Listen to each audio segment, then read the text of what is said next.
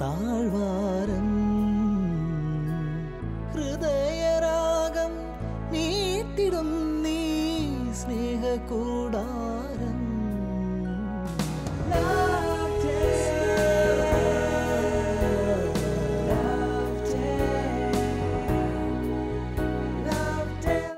Shalom T V പ്രേക്ഷകർക്ക് ലൗഡേലിലേക്ക് സ്നേഹം പൂക്കുന്ന ഈ താഴ്വരയിലേക്ക് സ്വാഗതം.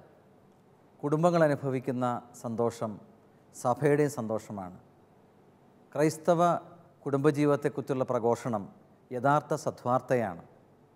സ്നേഹത്തെ പോഷിപ്പിക്കാനും കുടുംബജീവിതത്തെ അതിൻ്റെ അനുദിന കർമ്മങ്ങളിലും വെല്ലുവിളികളിലും സഹായകമാവുക എന്ന ലക്ഷ്യത്തോടെ ഫ്രാൻസിസ് മാർപ്പാപ്പ തയ്യാറാക്കിയ വളരെ മനോഹരമായ അപ്പസ്തോലിക രേഖയാണ് സ്നേഹത്തിൻ്റെ സന്തോഷം.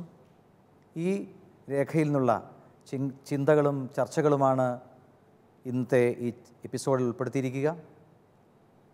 ഇന്നത്തെ ചർച്ചയിൽ പങ്കെടുക്കാൻ എത്തിയിട്ടുള്ള എല്ലാ വിശിഷ്ട വ്യക്തികളെയും ഏറെ സ്നേഹത്തോടെ നമുക്ക് സ്വാഗതം ചെയ്യാം. ആദ്യമായി നമുക്ക് സ്വാഗതം ചെയ്യാനുള്ളത് സിസ്റ്റർ നീമയാണ്. Sister Neema Grace Holy Family സന്യാസിനി സമൂഹാംഗമാണ്. കൗൺസിലിംഗ് രംഗത്ത് ഏറെ വർഷങ്ങളായി തൻ്റെ വ്യക്തിമുദ്ര പതിപ്പിച്ച സിസ്റ്ററിനെ ഇന്നത്തെ ചർച്ചയിലേക്ക് നമുക്ക് സ്വാഗതം ചെയ്യാം. അടുത്തതായി നാം പരിചയപ്പെടുന്നത് ഡോക്ടർ കെ എം ഫ്രാൻസിസ്. ഈ ചർച്ചകളിലെ സ്ഥിരം സാന്നിധ്യമാണ് സാറ്. സെൻറ്റ് തോമസ് കോളേജിൻ്റെ മുൻ വൈസ് പ്രിൻസിപ്പളും കത്തോലിക്ക കോൺഗ്രസിൻ്റെ അതിരൂപത പ്രസിഡൻറ്റുമാണ് കെ എം ഫ്രാൻസിസ് സാർ. സാറിനെ ഏറെ സ്നേഹത്തോടെ ഈ ചർച്ചയിലേക്ക് നമുക്ക് സ്വാഗതം ചെയ്യാം. അടുത്തതായി ഇന്നത്തെ ചർച്ചയിലേക്ക് നാം സ്വാഗതം ചെയ്യുന്നത് ഡോക്ടർ ടോണിയാണ്. ഡോക്ടർ ടോണി തൃശ്ശൂർ അതിരൂപത ലോ ഓഫ് സമർപ്പിത സമൂഹത്തിൻ്റെ പ്രസിഡന്റ് കപ്പിളും പാലക്കാട് ജില്ലാ ആശുപത്രിയിലെ എല്ലുരോഗ വിദഗ്ധനുമാണ്. ഇന്നത്തെ ചർച്ചയിലേക്ക് സ്നേഹത്തോടെ ഡോക്ടർ ടോണിയെ നമുക്ക് സ്വാഗതം ചെയ്യാം. ഇന്ന് നാം ചർച്ച ചെയ്യുന്നത് ന്യൂക്ലിയർ കുടുംബങ്ങൾ കൂടുതൽ വിശാലമായ കുടുംബമായി ബന്ധപ്പെടണം എന്നാണ് പാപ്പ ഈ പുസ്തകത്തിൻ്റെ 187 പാരാഗ്രാഫിൽ പങ്കുവയ്ക്കുന്നത്. ഇന്ന് വളരെ പ്രബലപ്പെട്ടിരിക്കുന്ന വ്യക്തി പ്രാധാന്യവാദം സുരക്ഷിതത്വത്തിൻ്റെ ചെറിയ കൂടുകൾ നിർമ്മിക്കാൻ പ്രേരകമാണ്. നമുക്കിന്നറിയാം, നമ്മുടെ കുടുംബ ബന്ധങ്ങളെ ശക്തിപ്പെടുത്തുന്നതാണ് പണ്ട് നമുക്കുണ്ടായിരുന്ന കൂട്ടുകുടുംബ വ്യവസ്ഥിതി. വിശാലമായ ഒരു കുടുംബ ബന്ധം നമ്മുടെ കുടുംബങ്ങളുടെ സന്തോഷം വർദ്ധിപ്പിക്കുന്നു. ചർച്ചയിലേക്ക് ഒരിക്കൽ കൂടെ ഏവരെയും സ്നേഹപൂർവ്വം സ്വാഗതം ചെയ്യുന്നു.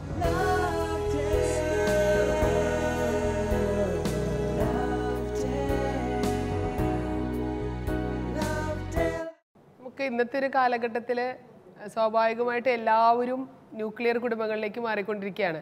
വിവാഹം കഴിഞ്ഞ് ഒരു മകൻ്റെയാണ് വിവാഹം കഴിഞ്ഞിട്ടുള്ളെങ്കിൽ പോലും അവരും പെട്ടെന്ന് തന്നെ മാതാപിതാക്കളുടെ അടുത്ത് നിന്ന് വിട്ട് വേറൊരു കൂട് നിർമ്മിക്കാനാണ് ഇഷ്ടപ്പെടുന്നത്. ഈ ഒരു കാലഘട്ടത്തിൽ ഈ കൂട്ടുകുടുംബമൊക്കെ പാപ്പോട് സൂചിപ്പിക്കുന്നത് ഒരു പ്രായോഗികമാണോ ശരിക്കും? കൂട്ടുകുടുംബ വ്യവസ്ഥിതി എന്ന് നാം കേൾക്കുമ്പോൾ തന്നെ നമ്മളുടെ മനസ്സിൽ വരുന്ന ഒരു ചിത്രം എന്ന് പറയുന്നത് ഒരു വീടിനകത്ത് തന്നെ ഒരു 10-60-70 പേര് ഒരു സെയിം കിച്ചൺ ഷെയർ ചെയ്തിട്ട് ജീവിക്കുന്ന ഒരു ഇമേജ് മാത്രമാണ് പണ്ടത്തെ നമ്മുടെ കുടുംബങ്ങളിൽ.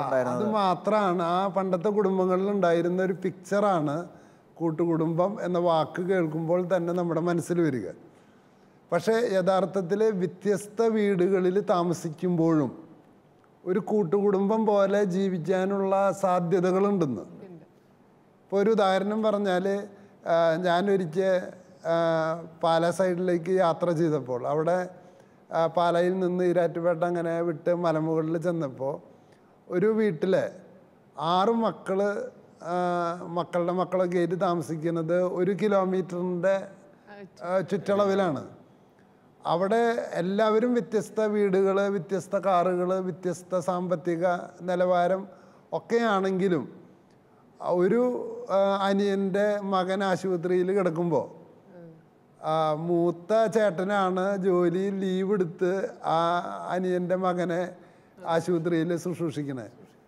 അപ്പോൾ വ്യത്യസ്ത വീടുകളിലായിരിക്കുമ്പോൾ പോലും കൂട്ടുകുടുംബം പോലെ ജീവിക്കാനുള്ളൊരു സാധ്യതയുണ്ട്.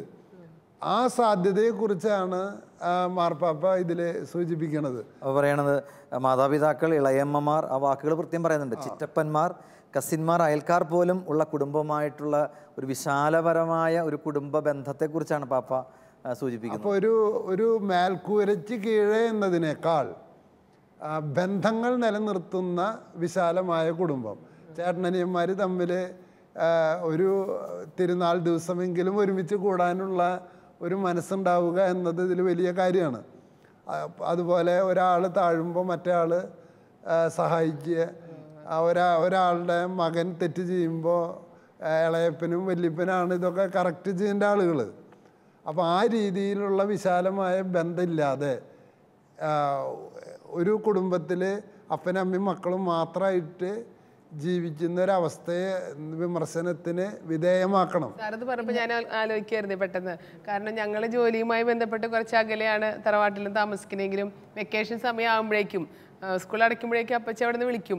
അപ്പച്ചനുള്ള സമയത്ത് വരണില്ലേ എന്ന് ചോദിച്ച് വിളിക്കുമ്പോഴേക്കും ഒരുമിച്ച് വരുമ്പോഴുള്ളൊരു സന്തോഷം, എല്ലാവരും ഒരുമിച്ച്. ഇതേപോലെ തന്നെ 5 വീടുകൾ അടുത്താണ്. അപ്പോൾ എല്ലാവരും അപ്പുറത്തെ വീട്ടിലോട്ടൊന്ന് ചെന്ന് ഇളയമ്മേനെ കണ്ടു, അവരെ സന്ദർശിച്ചു. അതൊരു ശരിക്കും കുട്ടികൾക്കും ഭയങ്കര ഒരു സന്തോഷത്തിൻ്റെ അനുഭവമായിരുന്നു ആ സമയങ്ങളിലൊക്കെ. പറഞ്ഞുകൊണ്ടിരുന്നപ്പോൾ എൻ്റെ ചെറുപ്പകാലമാണ് എനിക്ക് ഓർമ്മ വന്നത്. കാരണം എൻ്റെ അപ്പൻ്റെ ചേട്ടൻ മദ്രാസിലായിരുന്നു, അവരുടെ ഫാമിലി മദ്രാസിലായിരുന്നു. അപ്പോൾ എല്ലാ വെക്കേഷനിലും ഞങ്ങൾ കാത്തിരിക്കും വെക്കേഷൻ വരാനായിട്ട്. കാരണം ഈ വെക്കേഷനിൽ കസിൻസ് എല്ലാം കൂടി അവരെല്ലാം കൂടി ഞങ്ങളുടെ വീട്ടിലേക്ക് വരും. അവിടെ 2 മാസം ഉണ്ടാവും. അപ്പോൾ ആ ഒരു പീരീഡ്, ആ ഒന്നിച്ച് ചേരലിൻ്റെ ആ ദിവസങ്ങൾ വലിയൊരു ആഘോഷമായിരുന്നു ഞങ്ങൾക്ക്. അപ്പോൾ ഇവർ വരാനായിട്ട് കാത്തിരിക്കുക. എന്തെങ്കിലും കാരണവശാൽ വരാൻ അല്പം വൈകിയെങ്കിൽ ഞങ്ങൾക്കൊക്കെ ഭയങ്കര ആദ്യമാണ്. അപ്പോൾ അങ്ങനെ അതിലേക്ക് ഉറ്റുനോക്കിയിരുന്ന ഒരു കാലഘട്ടം ഉണ്ടായിരുന്നു ഞങ്ങളുടെ ജീവിതത്തിലൊന്ന്. എന്തുകൊണ്ടാണ് ഇത്ര നല്ല ഓർമ്മകൾ ഉണ്ടായിട്ട് ഈ കൂട്ടുകുടുംബം എന്ന് പറയുമ്പോൾ തന്നെ ആളുകളുടെ മനസ്സിൽ ഇത് പ്രാക്ടിക്കലല്ല, ഇത് പ്രായോഗികമല്ല എന്ന് ചിന്തിക്കുന്നവരാണ് ഇന്ന് ഏറെയും. കാരണം എന്താണെന്നറിയോ, ഞാൻ മനസ്സിലാക്കുന്നത് എല്ലാവരും അവനവൻ്റേതായ ചില കാര്യങ്ങളിൽ കേന്ദ്രീകൃതമാണ്. ജോലി സംബന്ധിച്ച്, മക്കളെ വളർത്തുന്ന കാര്യത്തിൽ. പിന്നെ ഇന്നത്തെ കാലത്ത് കമ്പാരിസൺ എന്ന് പറയുന്നത് വളരെ വലിയൊരു, അതൊരു ഭയങ്കര കോമ്പറ്റിറ്റീവ് കമ്പാരിസൺ ആണ്. ക്രിയേറ്റീവായിട്ട് വരുന്ന വളർച്ചയ്ക്ക് ഉപകരിക്കുന്നതിനേക്കാൾ ഉപരിയായിട്ട് എന്നേക്കാൾ വലുത് അവനായാൽ എന്നുള്ളൊരു ചിന്ത പലപ്പോഴും ഭരിക്കുന്നുണ്ട്. മാത്രമല്ല, കൂട്ടുകുടുംബ വ്യവസ്ഥ എന്ന് വരുമ്പോൾ നമ്മുടെ എനർജി, നമ്മുടെ ടൈം, നമ്മുടെ മണി ഒക്കെ ഷെയർ ചെയ്യുന്നൊരു സംവിധാനമുണ്ട്. അതായത് അതിന് വിത്തൗട്ട് കണ്ടീഷൻ ഇല്ലാതെ ഷെയർ ചെയ്യുന്ന വ്യവസ്ഥയുണ്ട്. എൻ്റെ മോന് പറ്റിയാലും ചേട്ടൻ്റെ മോന് പറ്റിയാലും ഒരുപോലെ ഷെയർ ചെയ്യുന്ന ആ മനോഭാവം കുറഞ്ഞു വരുന്നതുകൊണ്ടാണ് ഇതിനെ ഭയത്തോടു കൂടി പലപ്പോഴും കാണാൻ പോകുന്നത്. ഇപ്പോൾ എനിക്ക് പരിചയമുള്ള 2-3 കുടുംബങ്ങളുണ്ട്. എല്ലാ ആഴ്ചയിലും അവർ ഒരുമിച്ച് അമ്മയുടെയും അപ്പൻ്റെയും അടുത്ത് വരും. അപ്പനും അമ്മയും മരിച്ചപ്പോഴും അവർ ആ സംവിധാനം തുടരുന്നു എന്നുള്ളതാണ് എന്നെ അതിശയിപ്പിച്ചൊരു വലിയ കാര്യം. എന്ന് വെച്ചാൽ അന്ന് അവർ ഒരുമിച്ച് ഷെയർ ചെയ്യുന്നു, ഒരുമിച്ച് ഭക്ഷണം ഉണ്ടാക്കുന്നു, എല്ലാവരും വർത്തമാനം പറയുന്നു, കുട്ടികൾ തമ്മിലൊരു നല്ലൊരു പങ്കുവെപ്പ് അവിടെ നടക്കുന്നു. അപ്പോൾ ഈ കുട്ടികൾ ഞായറാഴ്ചയാവാൻ കാത്തിരിക്കും. കാറ്റഗീസം കഴിഞ്ഞിട്ടാണ് ഈ സംഗമം നടക്കുന്നത്. ഉച്ചയ്ക്ക് ഭക്ഷണം തൊട്ട് രാത്രിയിലെ ഭക്ഷണം വരെ. രാത്രി ഭക്ഷണം കഴിയുമ്പോൾ എല്ലാവരും തിരിച്ച് വീട്ടിൽ പോകുന്നു. അത് അവർക്ക് കൊടുക്കുന്നൊരു, ഈ കുട്ടികൾ സ്കൂളിൽ ചെല്ലുമ്പോഴും ആ ഒരു വ്യത്യാസമുണ്ടെന്ന് അധ്യാപകർ പലപ്പോഴും പറയാറുണ്ട്. അവർക്ക് ഈ പങ്കുവയ്ക്കാനും മറ്റുള്ളവരുടെ നൊമ്പരം മനസ്സിലാക്കാനൊക്കെയുള്ള കഴിവ് വളരെ കൂടുതലായിട്ട് നമുക്ക് അനുഭവപ്പെട്ടിട്ടുണ്ട്. പക്ഷേ ഇത് സിസ്റ്റർ പറയുന്നത് എങ്ങനെയാണിത് ഇപ്പം ആളുകൾക്ക് ഇതിനോട് എങ്ങനെയാണ് ഭയം വരുന്നതെന്ന്. ഈ ഭയം വരുന്നതിൽ വിശ്വാസക്കുറവുണ്ടല്ലോ, ദൈവവുമായിട്ടുള്ള ബന്ധത്തിൻ്റെ കുറവിന് നിർണായകമായ പങ്കുണ്ട്. എനിക്ക് തോന്നുന്നു നമ്മൾ ഇങ്ങനെയുള്ള ധാരാളം കുടുംബങ്ങൾ ഈ കാലഘട്ടത്തിലുണ്ട്. സഹോദരങ്ങളും കൂട്ടുകുടുംബം ഒരുമിച്ച് ഒരു മേൽക്കൂര കീഴിലല്ലെങ്കിൽ പോലും ഒരുമിച്ച് പല അവസരങ്ങളിൽ ഒരുമിച്ച് വരികയും ഈ സന്തോഷം പങ്കിടുകയും ചെയ്യുന്ന ധാരാളം കുടുംബങ്ങളുണ്ട്. അങ്ങനെ ഒരു കുടുംബത്തിൻ്റെ ഒരു ക്ലിപ്പിംഗ് നമുക്കിപ്പോൾ ശ്രദ്ധിക്കാം. എല്ലാവരെയും ഈ വിശാലമായ ഈ കുടുംബ ബന്ധത്തിൻ്റെ സന്തോഷം പങ്കിടാനായിട്ട് ക്ഷണിക്കുന്നു. ക്ലിപ്പിങ്ങിലേക്ക് ശ്രദ്ധിക്കാം.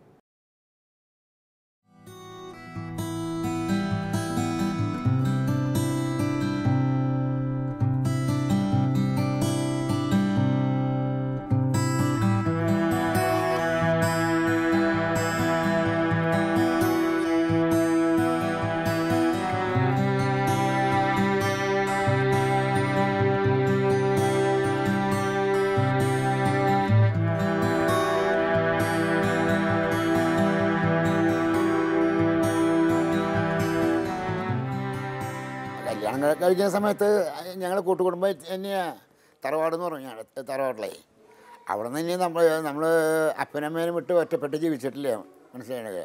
അപ്പോൾ അതേ രീതിയിൽ നല്ലൊരു ജീവിതം എനിക്കും ഉണ്ടാവണം, എൻ്റെ മക്കൾക്കും ഉണ്ടാവണം. പിന്നെ നമ്മളിലൊക്കെ ഒതുങ്ങി എല്ലാ കാര്യം അനുസരിക്കുന്ന ഭാര്യയായിരിക്കണം, അതൊക്കെ വളരെ ആഗ്രഹമുള്ള കാര്യങ്ങളായിരുന്നു. കൂടുതലും കാരണന്മാർക്ക് ബുദ്ധിമുട്ട് വരിക അവർ എന്തെങ്കിലും വിഷയങ്ങൾ ഉണ്ടാക്കുമ്പോഴാണ്. എനിക്ക് ദൈവസാക്ഷ്യത്തിൽ അങ്ങനെ ഒരു തലവേദന ഇതുവരെ ഉണ്ടായിട്ടില്ല. എൻ്റെ മക്കളെ കൊണ്ടുള്ള ഒരു തലവേദന എനിക്കിതുവരെ ഉണ്ടായിട്ടില്ല. ഇത്തരത്തിലൊരു കൂട്ടുകുടുംബത്തിൽ ജീവിക്കുമ്പോൾ വലിയ സന്തോഷമാണുള്ളത്. കാരണം അത് നമുക്ക് കൂടുതലും എപ്പോഴാണ് മനസ്സിലാവണത്, ഇവരൊക്കെ നമ്മുടെ ഭാര്യ അല്ലെങ്കിൽ അനിയൻ്റെ ഭാര്യമാർ ഇവരൊക്കെ അവരവരുടെ വീടുകളിലേക്ക് പോയിട്ട് ഈ വീട് ശൂന്യമാകുമ്പോഴാണ് ആ ആളുകളെല്ലാം ഉള്ളപ്പോൾ സന്തോഷം നമുക്ക് കൂടുതലും മനസ്സിലാവണത്. അതുപോലെ തന്നെ പല ഘട്ടങ്ങളിലും നമ്മളിപ്പോൾ ഹോസ്പിറ്റൽ കേസോ അല്ലെങ്കിൽ നമ്മൾ ഒറ്റപ്പെടുന്നൊരു സംഭവമില്ല. നമുക്ക് എപ്പോഴും വീട്ടിൽ ആളുണ്ട്, നമ്മളെ സഹായിക്കാൻ ആളുകളുണ്ട്. അത് നമ്മുടെ കുടുംബത്തിൻ്റെ വില നമുക്ക് മനസ്സിലാവണത് ഇങ്ങനെ കൂട്ടുകുടുംബം അല്ലാണ്ട് വീട്ടിൽ അപ്പനും അമ്മയും അല്ലെങ്കിൽ മകനും ഭാര്യയും മാത്രമുള്ള കുടുംബത്തിൽ അവർ പല സാഹചര്യത്തിലും കഷ്ടപ്പാട് കാണുമ്പോഴാണ് നമുക്ക് നമ്മുടെ കുടുംബത്തിൻ്റെ വില പലപ്പോഴും മനസ്സിലായിട്ടുള്ളത്.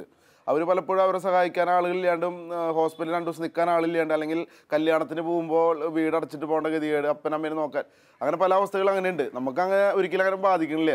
നമുക്ക് ഒരുമിച്ച് നിൽക്കുമ്പോൾ എപ്പോഴും വിവാഹം കഴിഞ്ഞതിന് ശേഷം ഞങ്ങൾക്ക് വേറെ പോകണം എന്നുള്ളൊരു ചിന്ത ആരുടെ ഉള്ളിലും വന്നിട്ടില്ല. അത് അപ്പച്ചൻ്റെ അമ്മയും തന്നെയാണ് അത് കൈകാര്യം ചെയ്തത്. അത് മാത്രമല്ല അമ്മയുടെ വീട്ടിൽ ഇങ്ങനെ തന്നെയായിരുന്നു. അമ്മയ്ക്ക് 4 ആങ്ങളമാരുള്ളത്. അവരും ഇതുപോലെ തന്നെ ഒരുമിച്ച് തന്നെ ഒരു കുടുംബത്തിലാണ് നിന്നത്. ഇപ്പോഴും പാർട്ണർഷിപ്പ് കഴിഞ്ഞിട്ടില്ല. 4 വീടാണെങ്കിൽ പോലും അവർ പാർട്ണർഷിപ്പൊന്നും കഴിഞ്ഞിട്ടില്ല. 4 കുടുംബങ്ങളായിട്ട് തൊട്ട് 4 വീട്ടിലാണ് താമസിച്ചുകൊണ്ടിരിക്കുന്നത്. അപ്പോൾ അത് ഞങ്ങൾക്കൊരു മാതൃകയായിരുന്നു. കുട്ടികൾക്ക് അവരുടെ ഒറ്റയ്ക്ക് കൈകാര്യം ചെയ്യാനുള്ള ഒരു കഴിവ് അതിപ്പോൾ കൂട്ടുകുടുംബത്തിൻ്റെ പ്രത്യേകതയാണെന്ന് എനിക്ക് കൃത്യമായിട്ട് അറിയില്ല. കാരണം അത് ഇവിടെ കുട്ടികളിൽ ഞാനത് കാണാറുണ്ട്. ഞങ്ങൾ പലപ്പോഴും അത് പ്രോത്സാഹിപ്പിക്കാറുണ്ട്. ചെറുപ്പം മുതൽ അവരവർക്ക് ചെയ്യേണ്ട കാര്യങ്ങൾ അവർ ചെയ്യാനും, അതുപോലെ തന്നെ പലപ്പോഴും ഞങ്ങൾ ശ്രദ്ധിക്കാത്ത സമയത്ത് പോലും കുട്ടികളെ ഡ്രസ്സ് ചെയ്യിപ്പിക്കാനും അവരെ മേക്കപ്പ് ചെയ്യാനും കരയുമ്പോൾ കൊണ്ട് നടക്കാനും ഒക്കെ കുട്ടികൾ പ്രത്യേകം ശ്രദ്ധിക്കുന്നുണ്ട്. അതുപോലെ തന്നെ ഞാൻ പലപ്പോഴും എൻ്റെ റൂമിൽ തന്നെ ചിലപ്പോൾ ചെറിയ കുട്ടി കരഞ്ഞ ചേട്ടന്മാർ അപ്പോൾ ഞങ്ങൾ എണീക്കുന്നതിന് മുന്നേ ഓടി എണീറ്റ് അവനെ ആശ്വസിപ്പിച്ച് ഞാൻ പലപ്പോഴും ശ്രദ്ധിച്ചിട്ടുണ്ട്. ചിലപ്പോൾ അവൻ കരയണത് ഞങ്ങൾ കാണാറില്ല, ഇവരെന്നെ പോയി നോക്കാറുണ്ട്. പൂർണ്ണമായും നമുക്ക് എല്ലാ സുഖ സൗകര്യങ്ങളും അതിപ്പോൾ കൂട്ടുകുടുംബം അല്ലെങ്കിലും ഒറ്റപ്പെട്ട കുടുംബമാണെങ്കിലും നമുക്ക് സാധിക്കില്ല. അപ്പോൾ ഇത്തരത്തിൽ വരുന്ന പ്രശ്നങ്ങൾ നമ്മളത് കൈകാര്യം ചെയ്യാൻ എൻ്റെ അഭിപ്രായത്തിൽ എന്ന് പറഞ്ഞാൽ അത് ഭർത്താവ് തന്നെ അത് നിയന്ത്രിക്കണം എന്നുള്ളതാണ്. അത് നമ്മളത് നിയന്ത്രിക്കാൻ സാധിച്ചില്ലെങ്കിൽ നമുക്ക് മുന്നോട്ട് പോകാൻ ഒരു കുടുംബത്തിന് സാധിക്കില്ല, പ്രത്യേകിച്ചും കൂട്ടുകുടുംബത്തിന്. കല്യാണം കഴിഞ്ഞ് വരുമ്പോൾ തന്നെ കൂട്ടുകുടുംബം എന്ന് കേൾക്കുമ്പോൾ തന്നെ ഒരു സന്തോഷമായിരുന്നു. പിന്നെ ഇവിടെ വന്നപ്പോഴും അമ്മയായാലും ചേട്ടനായാലും അനിയനായാലും ഹസ്ബൻഡായാലും എല്ലാവരും നല്ല ഹാപ്പിയാണ്, സന്തോഷമാണ്, നല്ല കമ്പനിയാണ്. ഞങ്ങൾ ചേച്ചി അനിയത്തി എന്ന് പറഞ്ഞു കഴിഞ്ഞാൽ ഞങ്ങൾ ശരിക്കും നല്ലൊരു ഫ്രണ്ട്സ് പോലെയാണ്. ഞങ്ങളെല്ലാം ഷെയർ ചെയ്തിട്ടാണ് ജോലി ആയാലും ഒക്കെ ഞങ്ങൾ ഓരോരുത്തരായിട്ട് ഷെയർ ചെയ്തിട്ടാണ് ഓരോ കാര്യങ്ങൾ ചെയ്യണത്. ജോലി ആയാലും അതിൽ പ്രത്യേകിച്ച് ഒന്നും ആർക്കും എന്താ പറയുക ഒരു പരാതി ഒന്നുമില്ല. എല്ലാവരും അവരവർക്കുള്ള ജോലികൾ കൃത്യമായിട്ട് ചെയ്യും. ഇതിപ്പോൾ നമ്മളെവിടെ ഏത് ഫംഗ്ഷന് പോയാലും എല്ലാവർക്കും ഭയങ്കര അത്ഭുതമാണ്. ഞങ്ങൾ 3 പേരും ഇങ്ങനെ ഒരുപോലെ നടക്കണതും സംസാരിക്കണതൊക്കെ പലയിടത്തും ഇപ്പം അങ്ങനെ ഒരു ഇത് കാണുന്നില്ലല്ലോ. അപ്പോൾ അതുകൊണ്ട് എല്ലാവരും എവിടെ പോയാലും എല്ലാവരും പറയും നിങ്ങൾ ഭയങ്കര ഒത്തൊരുമയോട് കൂടിയിട്ടാണ് ജീവിക്കണേ, അങ്ങനെയൊക്കെ പറയാറുണ്ട്. അപ്പോൾ അത് കേൾക്കുമ്പോൾ നമുക്ക് നല്ല സന്തോഷമാണ്. നമുക്കിവിടെ ആയാലും പ്രത്യേകിച്ച് ഞങ്ങൾ തമ്മിൽ ഇന്നേ വരെ ഒരു വഴക്കോ പ്രശ്നങ്ങളോ ഒന്നും ഉണ്ടായിട്ടില്ല. അമ്മയെ തന്നെ അതെ അമ്മേനെ കുറിച്ച് പറയുകയാണെങ്കിൽ അമ്മയും വളരെ സ്നേഹമാണ്, അപ്പച്ചനായാലും എല്ലാവരും വളരെ സ്നേഹത്തിലാണ്. ഇവിടെ കുറേ ആൾക്കാരുണ്ടല്ലോ, അപ്പോൾ കുടുംബ പ്രാർത്ഥനയ്ക്ക് ഇവിടെ ഒരു ദിവസം പോലും ഇവിടെ ആൾക്കാരില്ലാത്തൊരവസ്ഥ വരുന്നില്ല. അതുകൊണ്ട് കുടുംബ പ്രാർത്ഥന നമ്മൾ മുടക്കാറില്ല. കുടുംബ പ്രാർത്ഥനയിൽ എല്ലാവരും ഇവിടെയുള്ള എല്ലാവരും കുടുംബ പ്രാർത്ഥനയിൽ ഇവിടെ പങ്കുചേരാറുണ്ട്. പിന്നെ ഇവിടെ ഹസ്ബൻഡായാലും ചേട്ടനായാലും അനിയനായാലും ഒക്കെ നന്നായി പാടും. അവർ കൊയറിൽ പാടേണ്ടതാണ് പള്ളിയിൽ. അങ്ങനെ സന്തോഷമായിട്ട് ഞങ്ങൾ ജീവിക്കും. നമ്മളുടെ കുടുംബജീവിതങ്ങളെ കുറേ കൂടി സന്തോഷപ്രദമാക്കാനായിട്ട് ഈ വിശാലമായ കുടുംബ ബന്ധങ്ങൾ സഹായിക്കുന്നുള്ളത് തീർച്ചയാണ്. പക്ഷേ പലപ്പോഴും നമ്മുടെ ജീവിതത്തിൽ നമുക്ക് പലർക്കും അങ്ങനെ സാധിക്കണില്ല. ആ ഒരു വിശാലമായ കുടുംബം എന്നുള്ള കാഴ്ചപ്പാടും എപ്പോഴും ആ ഒരു ഇടുങ്ങി പോകാനാണ് കൂടുതൽ ഇഷ്ടപ്പെടുന്നത്. ആ ഒരു എങ്ങനെയാണ് നമുക്ക് അതിനെ ഒന്ന് റെക്ടിഫൈ ചെയ്യാൻ അല്ലെങ്കിൽ അങ്ങനെ കറക്റ്റ് ചെയ്യാനായിട്ടൊക്കെ പറ്റുക, ഒരു വിശാലമായ കാഴ്ചപ്പാടിലേക്ക് എത്താനായിട്ട്? ടീച്ചർ ചോദിച്ച ചോദ്യം വളരെ നിർണായകമാണ്. പലർക്കും ഒരുമിച്ച് ചേരണമെന്ന ആഗ്രഹമുണ്ടെങ്കിൽ പോലും ആ ഒരുമിക്കൽ ഒരിക്കലും ശരിയാവണില്ല. ഇപ്പോൾ എന്നോട് ഒരു സഹോദരൻ സൂചിപ്പിച്ച പോലെ വഴക്കൊക്കെ തീർന്ന ചേട്ടൻ്റെ വീട്ടിലേക്ക് ചെല്ലും, പക്ഷേ കുറച്ച് കഴിയുമ്പോഴേക്കും വേറെ കാര്യം പറഞ്ഞ് വഴക്കായി വേർപിരിയുന്നു.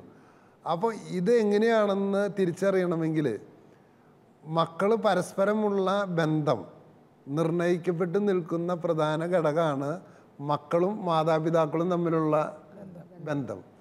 ഇത് വളരെ കൃത്യമായിട്ട് പഴയ നിയമത്തിലെ ഉൽപ്പത്തി പുസ്തകത്തിൻ്റെ 50 അധ്യായങ്ങളുടെ ഉള്ളിലൂടെ കടന്നു പോകുന്ന ഒരു പ്രത്യേക ത്രെഡുണ്ട്. അനേകം ത്രെഡുണ്ട് അതിനകത്ത്. ഈ ചരട് എന്താണെന്ന് ചോദിച്ചാൽ കായേനും ആബേലും തമ്മിൽ വഴക്കടിക്കുന്നു.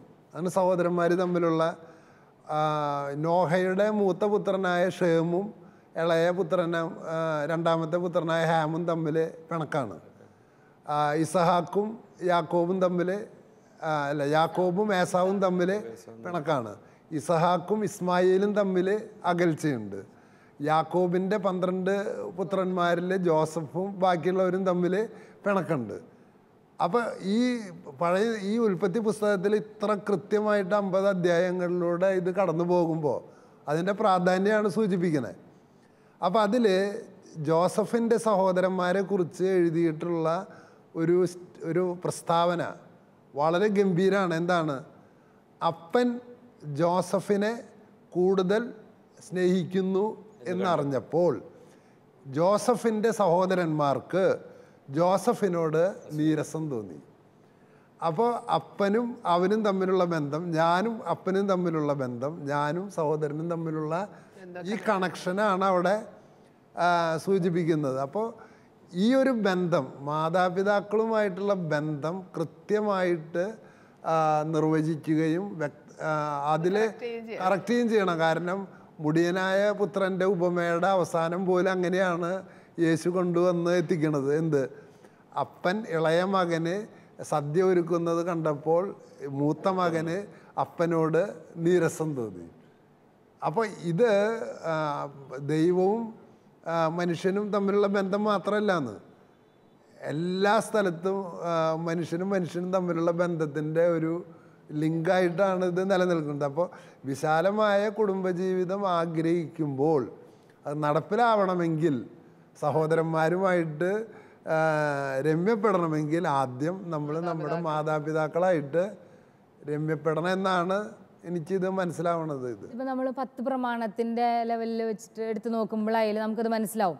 ആദ്യത്തെ 3 പ്രമാണം തമ്പുരാൻ പറയുന്നുണ്ട്, തമ്പുരാനെ സ്നേഹിക്കേണ്ടതും ബഹുമാനിക്കേണ്ടതും ആദരിക്കേണ്ടതിനെയൊക്കെ കുറിച്ചാണ്. അതിൻ്റെ തൊട്ട് താഴെയാണ് പറയണത് മാതാപിതാക്കളെ ബഹുമാനിക്കണം. പിന്നീടുള്ളതൊക്കെ നീ കൊല്ലരുത്, വ്യഭിചാരം ചെയ്യരുത്, അതായത് മറ്റുള്ളവരോട് ചെയ്യുന്ന കാര്യങ്ങൾ. സമൂഹത്തിലേക്കുള്ള ഒരു നോട്ടം നമുക്ക് കാണാനായിട്ട് സാധിക്കും.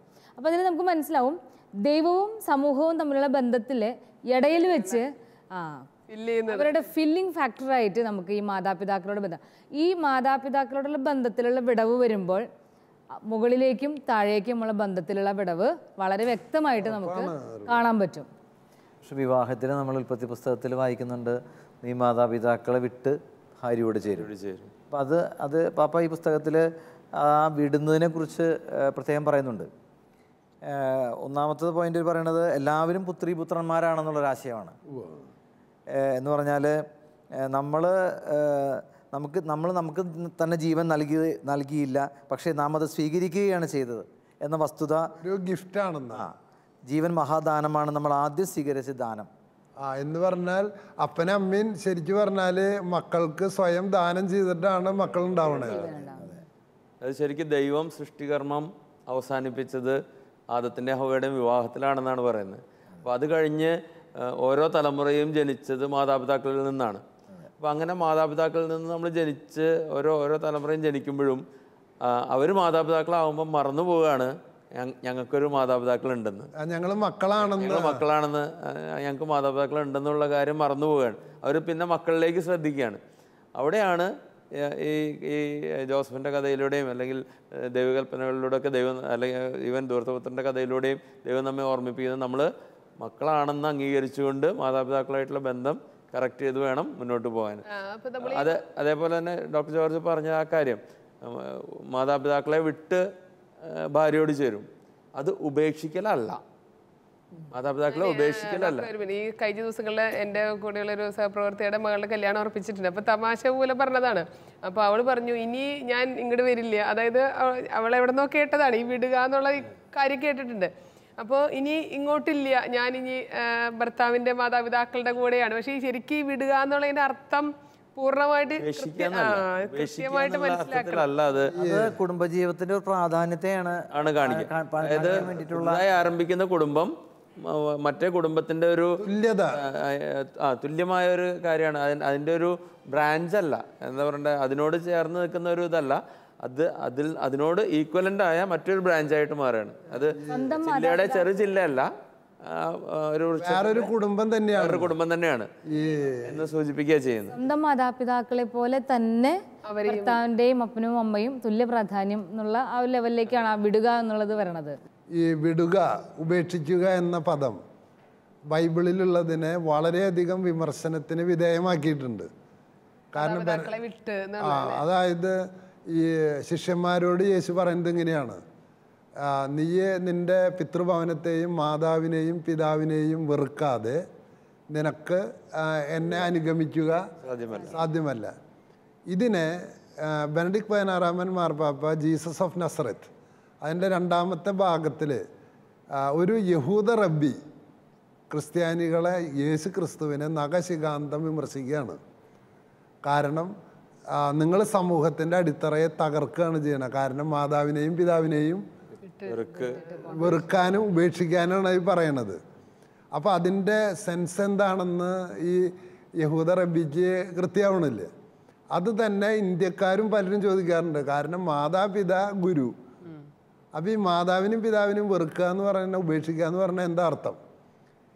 പക്ഷെ ഇത് പഴയ നിയമത്തിൽ തന്നെ അബ്രാഹമിൻ്റെ വിളി അങ്ങനെയാണ്: നീ നിൻ്റെ പിതൃഭവനത്തെയും ദേശത്തെയും ഉപേക്ഷിക്കണം. അപ്പോൾ അവിടെ ഒരു അർത്ഥം ഇതാണ്: മാതാവിനും പിതാവിനും അന്ധവിശ്വാസങ്ങളുണ്ട്. അബ്രാഹമിൻ്റെ പിതാമഹന്മാര് നരബലിക്കാരായിരുന്നു. അപ്പം നരബലിയിൽ നിന്ന് മൃഗബലിയിലേക്കുള്ള ഒരു ചരിത്രപരമായ ചാട്ടമാണ് അബ്രാഹം. അപ്പോൾ അബ്രാഹം ഈ ജന്തുബലിയിലേക്ക് വരുമ്പോൾ ലോകത്തിലെ ഇന്ത്യക്കാരും ചൈനക്കാരും ജപ്പാൻകാരും എല്ലാ ആൾക്കാരും മനുഷ്യബലിന്. അപ്പോൾ എൻ്റെ മാതാപിതാക്കളുടെ സംസ്കാരത്തിൽ നിന്ന് ഞാൻ ചാടിപ്പോരണം. അവർ തെറ്റാ ചെയ്യണമെന്നുണ്ടെങ്കിൽ ഇങ്ങോട്ട് പോരണം എന്നർത്ഥമുണ്ട് അതിൽ. അപ്പോൾ അപ്പോൾ പിതാവിനെയും മാതാവിനെയും സത്യത്തിൻ്റെ മാനദണ്ഡമായിട്ട് അംഗീകരിക്കരുത്. നിൻ്റെ അപ്പനമ്മയും ചെയ്ത പ്രവൃത്തിയല്ല പിന്തുടരണ്ടേ. അത് ചിലപ്പോൾ ദൈവത്തിന് വിരുദ്ധമാണെങ്കിൽ നീ ദൈവത്തെ പിന്തുടരണം. വലിയൊരു കോളാണ്. അപ്പോൾ ആചാരങ്ങൾ പലതും ലംഘിക്കപ്പെടുന്നു എന്ന് പറയുന്നത് ആ പശ്ചാത്തലത്തിലാണ്. രണ്ടാമത്, ഈ വിടുക എന്നാൽ അതിനൊരു വളരെ ശാസ്ത്രീയമായിട്ടുള്ള അർത്ഥമുണ്ട്. ഉദാഹരണം പറഞ്ഞാൽ, ഒരു നാളികേരം പ്രായപൂർത്തിയായാൽ അതിൻ്റെ ഞെട്ടിൽ നിന്ന് പോരുന്ന ആ പ്രക്രിയനെ പറയുക വിടുക. എപ്പോഴാണ് നാളികേരം ഞെട്ടിൽ നിന്ന് വിടുക? ആ പൂർണ്ണ. എൻ്റെ അപ്പനും അമ്മയുമായ തെങ്ങ്, നിന്നിൽ നിന്ന് എനിക്ക് കിട്ടാനുള്ളതെല്ലാം കിട്ടി, ബോധിച്ചു, നന്ദി. ഇതാണ് ആ വിടുക എന്നതിൻ്റെ. മാത്രമല്ല, അത് മറ്റൊരു തെങ്ങായി വളരാനുള്ളത് അതിന് കിട്ടിക്കഴിഞ്ഞു. ഈ മാതാപിതാക്കളെ വിടുക എന്ന് പറയുന്ന പ്രോസസ്സിൽ അവരെ ഉപേക്ഷിച്ച് അവരെ കൊണ്ടുപോയി ഒരു എന്താ പറയുക ഓൾഡ് ഏജ് ഹോമിലാക്കി ആ ഒരു ഇതല്ല സാറേ. അതിന് നന്ദി പറയാൻ നമ്മൾ തയ്യാറാണെങ്കിൽ, ഇത്രയും കാലം നിങ്ങൾ എനിക്ക് ചെയ്തു തന്നതിനൊക്കെ നന്ദി. അത് എൻ്റെ ജീവിതം കൊണ്ട് എനിക്ക് തീർക്കാൻ പറ്റാത്ത നന്ദിയാണത്.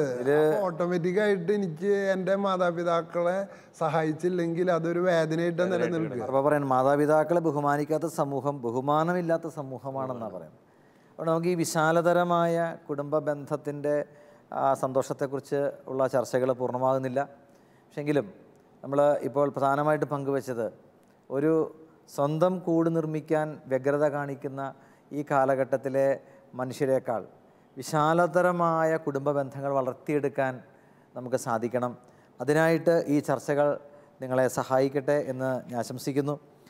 ഇന്ന് പ്രബലമായിരിക്കുന്ന ഈ വ്യക്തി കേന്ദ്രീകൃത വാദത്തിൻ്റെ ചെറിയ കൂടുകൾ പൊളിച്ചുകൊണ്ട് നമുക്ക് നമ്മുടെ ബന്ധങ്ങളെ വിശാലമാക്കാം. ഇളയമ്മമാർ, മാതാപിതാക്കന്മാർ, ചിറ്റപ്പന്മാർ, കസിന്മാർ, അയൽക്കാർ തുടങ്ങിയവരുമായിട്ടുള്ള ബന്ധങ്ങളിൽ കൂടുതൽ സ്നേഹ ഊഷ്മളതയോടുകൂടി നമ്മൾ ബന്ധങ്ങളെ വ്യാപ്തമാക്കാനായിട്ട് നമുക്ക് കഴിയട്ടെ. അതിന് ഈ ചർച്ചകൾ നിങ്ങളെ സഹായിക്കട്ടെ എന്ന് പ്രാർത്ഥിച്ചുകൊണ്ട് ഏവരെയും ഈ വിശാലമായ കുടുംബ ബന്ധത്തിലേക്ക് ദൈവം കൈപിടിച്ച് നയിക്കട്ടെ എന്ന് പ്രാർത്ഥിക്കുന്നു. ദൈവം അവരെ അനുഗ്രഹിക്കട്ടെ.